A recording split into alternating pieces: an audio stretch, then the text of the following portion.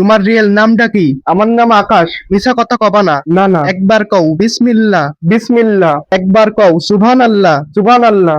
রাগ করলা? না না। যখন তোমার কাছে টাকা পয়সা থাকে তখন তোমার আপন বন্ধু বান্ধব কাছের লোকজন থাকে, রাগ করলা? না না। যখন তোমার কাছে টাকা পয়সা থাকে না তখন তোমার বন্ধু বান্ধব আপন লোকজনকে পাশে পাও না, রাগ করলা? না না। তুমি অনেক সুন্দর চরিত্রের মানুষ এবং তুমি খুবই ভদ্র মানুষ।